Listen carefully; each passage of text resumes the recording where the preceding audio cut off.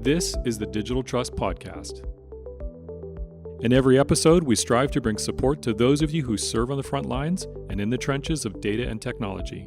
We endeavor to bring understanding to the under-resourced and underappreciated, help remove your stress, and provide relief to your pain. Welcome to the Digital Trust Podcast. Sit down with us as we give you hard-hitting advisory conversations to help you build digital trust with your stakeholders and clients, and actionable takeaways to help you become a digitally trustworthy organization.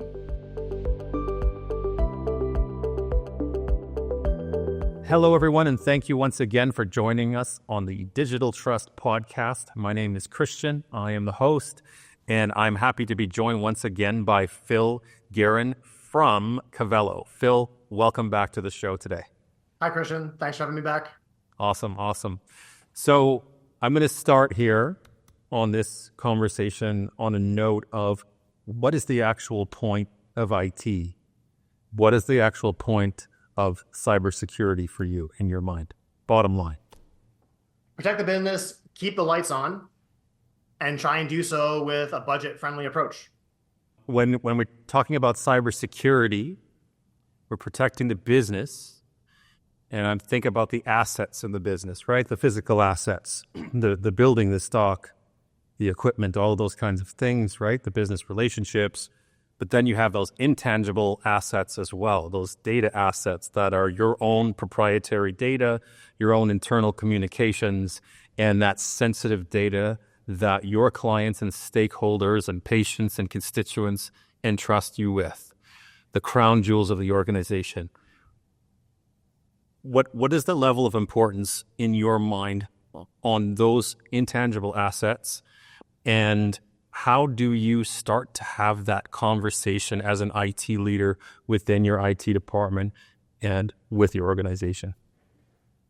Yeah, that's a great question. This is something that I get into a conversation about on a weekly basis at this point. I think the challenge is we don't look at data as a business asset. We should. It just gets undervalued because I think that, again, that's a problem that was very small, that has grown over time to be such a massive problem that it wasn't a problem. And then all of a sudden, I think in a lot of people's minds, it became an impossible problem. So we just stopped looking at it. But that's a little on the silly side, right? If you take like a more analog example of this, if you're running a construction company and you have, or let's say you inherit a construction company, you don't know too much about it, right? So you've got a whole bunch of equipment that you just inherited. You got different pieces of land. You got different buildings on all the different pieces of land. The first thing you're going to do is probably not assume that all of those things are the same, that all of those sites are the same, right? You roll out to one yard, it's got a bunch of garbage bins in it. You roll it to another yard, it's got all your excavators and your backhoes and your tractors. You've got tens or hundreds of millions of dollars sitting in some yards, and you've got old barns just ready to be burnt down in other yards. The first thing you're going to do is go drive out there and go look at what you have, right? And now if you've inherited a business with functional employees and functional clients, they're moving stuff across those yards on a regular basis. Does that yard only ever have old rain barrels and old beat down sheds? And does this yard only ever have excavators and millions of dollars equipment? Or how does that change? And what are we actually doing to mitigate the flows within that? So when you think about that, think about mergers and acquisitions within organizations. I think that's one of the easy things to come to when you're thinking about why data is important. If we're merging our companies together, I'm merging your data set into my data set. Now your liability becomes my liability. I don't want to touch it until I know what it is, right? Because if you have a whole bunch of stuff that you shouldn't have, and now I merge that into my data set, I'm responsible for it, whether I knew it was there or not. I probably want to look at that beforehand rather than after that. And then again, if that construction company is 5 different sites, you're not going to just arbitrarily split your cybersecurity budget over 5. You're going to go look at what matters the most on those sites, and you're going to do what you can with the budget you have. And then you're going to execute, you're going to track, and you're going to measure. What I'm hearing you describe is a discovery process to figure out what you have, to gain visibility into your data. From there, you're determining what is your valuable data And then from there, you want to start organizing it. You want to start categorizing it and classifying it. So data discovery and data classification. That's right. Because inherently within that data set that you now know what it is, there are things that you can accept risk on and there are things that you can't. Right? We all do this in our personal lives every single day.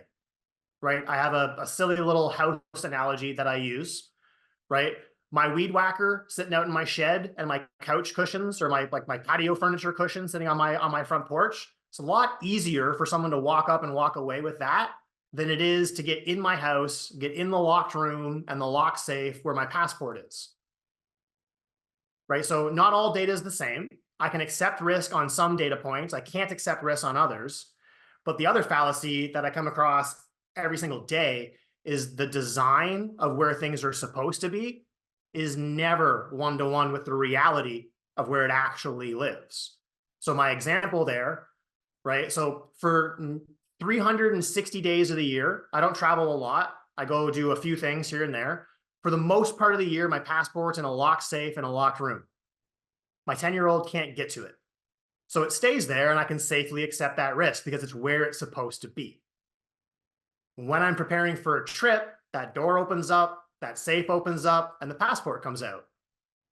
Statistically speaking, that's going to be the day that my little 10-year-old decides to play daddy, grabs the passport, runs around, he is going on the big trip. All of a sudden, he leaves it on the front porch on those cushions that I've accepted risk on. I did not accept risk of my passport being misplaced. That's a data locality problem. And if I'm not continuously looking at this and asking this question, my people are going to move things, and I need to be able to stay on top of that to reconcile it. It's the same thing with data. You can't protect it all. You don't need to protect it all. You need to figure out what matters to you the most. And if you have a hard time sussing that out, again, war game that conversation. If this types of data ends up in the wrong hands or just inaccessible to us, what is the impact on us the next day, the next week, and the next month?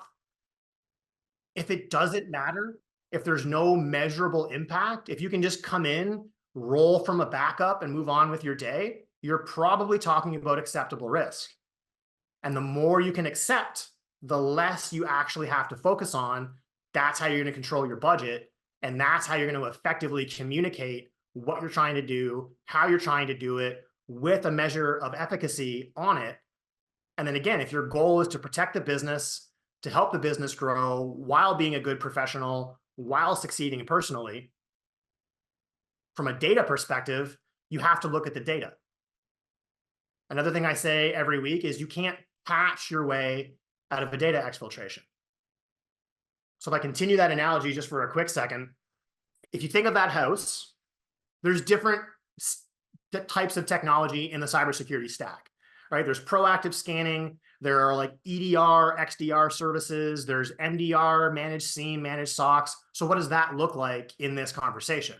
Your EDR agent's your security guard standing in front of your front door, right? If behaviors start getting suspicious, that thing is going to take action and keep the business safe, right? That MDR service is like the black van that drives around once every 3 hours, right? It's another layer of protection, but in no world and scenario should you be leaving your wallet, your keys, your phone right behind your front door or right behind the bay window.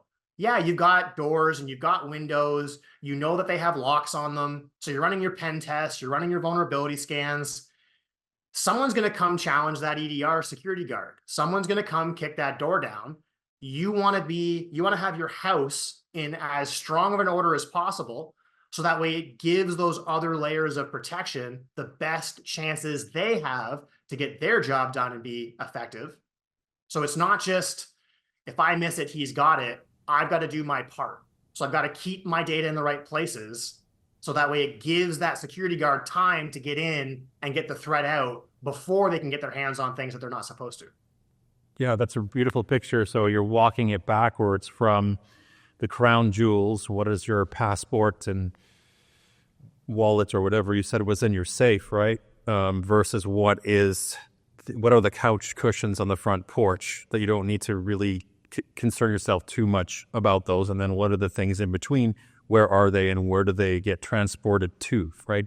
Having that awareness of your environment and then making your investments and focusing your attention accordingly.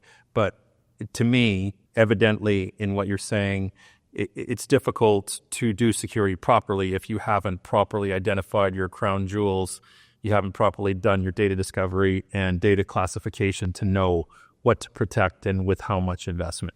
That's right. Otherwise, what happens is, hey, I'm done patching all the vulnerabilities. Now what? No one feels good at that point in the conversation, right? So you need to be able to articulate what actually matters, what doesn't, what you're doing with the things that matter, and then just move through that continuously. And that's the big point there too. That has to be a continuous and an automated fashion because things are going to change over time. And it's not cost effective to manually look for the changes. You need to know what changes are important over time too, that you want to be looking for and have some way to automatically identify you that those changes are now present in your environment. Love that, Phil. We have time for one more question and maybe 2 minutes left here. What I would like is a favor from you. Is there anything that you can give as a gift or a recommendation for the IT audience today, for IT practitioners? Just maybe 1 or 2 minutes here. Sure, I'll be really quick on this. So I like to read. I like to kind of read things that I don't understand very well. I like to kind of push things out. I was speaking a lot about the importance of communication. Yes. One of the best things that I have read recently around effective communication, see the glare will come out of here. Chris Voss, yes. Chris Voss, former lead FBI hostage negotiator, might sound like a strange thing to read as an IT professional. I challenge you to read it though, because getting into being able to do things that you're not able to do, not being able to fulfill contracts, not be able to get things done, but communicate your way through those processes, it takes the stress out of that. The thing that I would pair with it, completely different. Malcolm Gladwell, Talking to Strangers. This is a collection of stories of how our own biases and our own assumptions as humans can lead us to make the wrong gut assumptions when it comes to communicating with other people.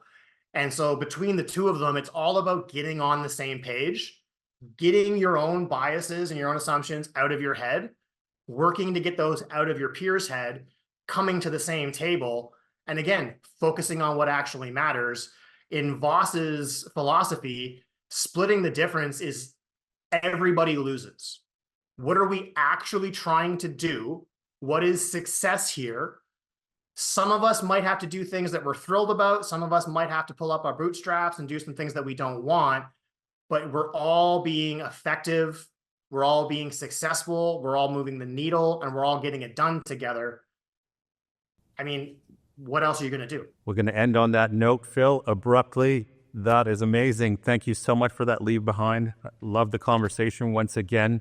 Special thank you to yourself for being a guest on the show again, and to our viewers and listeners for joining us in this conversation. We'll see you in the next episode.